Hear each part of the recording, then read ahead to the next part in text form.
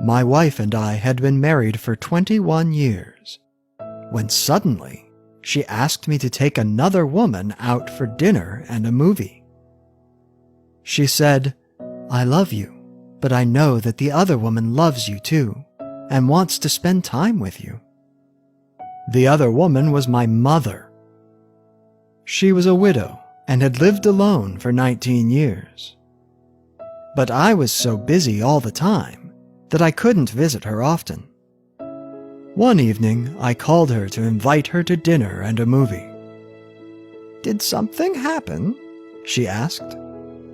My mother was always very worried about me. "No, I just thought it would be nice to spend some time together," I replied. Mom said, "I would be very glad indeed." Next Friday when I arrived, my mother was waiting at the door.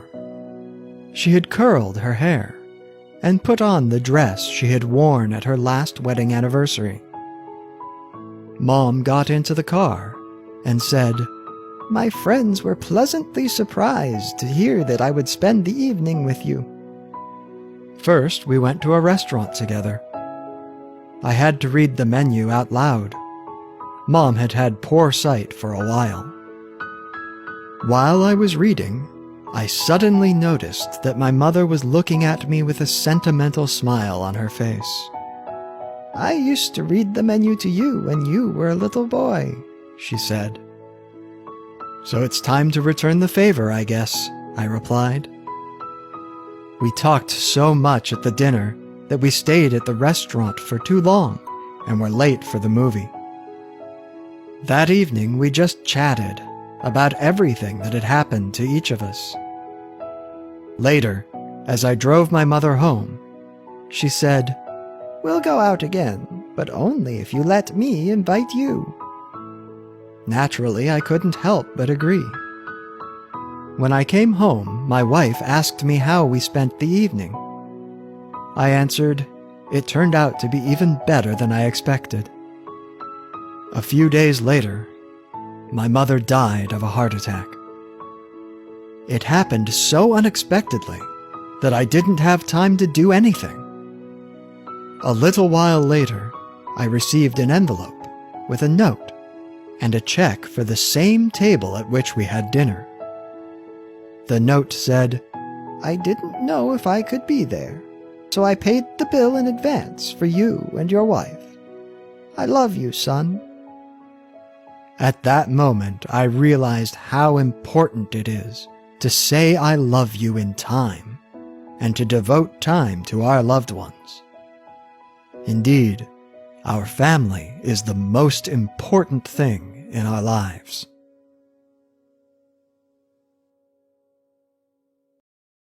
Helen and Jessica talked about how difficult life is.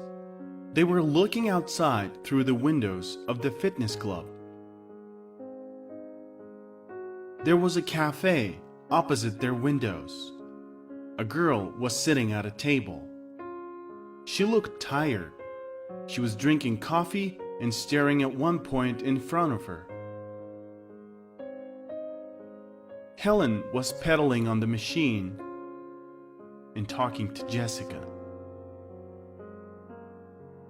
"Look what that girl in the cafe looks like. Is it really so difficult to take care of yourself? Everything is available nowadays, and you need to look at yourself in a mirror sometimes." Jessica smiled and nodded her head. "You're right," she said. "What supermoms we are. We manage to devote time to our family and look after ourselves." They finished training and said goodbye. They got in their cars and went to their homes. Helen began her household chores. She loaded the laundry into the washing machine, washed the dishes, and took the vacuum cleaner. When Helen was cleaning the carpet in the room, she felt a pain in her chest. She felt bad. She managed to call an ambulance, and then she fainted. She came to in a hospital room. Everything looked foggy. Medical devices were beeping. A nurse entered the ward, checked the readings of the monitors, adjusted the IV, and Helen fell asleep again. Helen turned her head and saw a nurse sleeping in the chair next to her bed. She looked exhausted. Helen recognized her. It was that girl from the cafe. Helen felt ashamed. She got out of bed and covered the girl with a jacket. The girl shuddered and woke up. She apologized and said that Helen's indicators were not stable, and therefore the nurse stayed in the ward until morning. Jessica came to see Helen in the afternoon. Helen told her what happened to her. The nurse entered the room. She gave Helen some medicine, asked how she was feeling, and left. Jessica smiled and pointed to the door through which the girl had disappeared. "Did you see? That's the girl from the cafe. Seems like she's gotten even worse. How can you be so young and not take care of yourself?" Helen sighed and answered, "After what happened to me, I realized that sometimes it's better to be silent than to say bad things about people. I'm not sure I would have had enough strength for a gym and a beautician after something like this girl has to do here. Therefore, you and I have no right to say such things about people."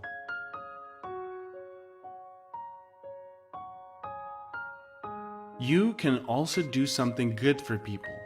Share this video.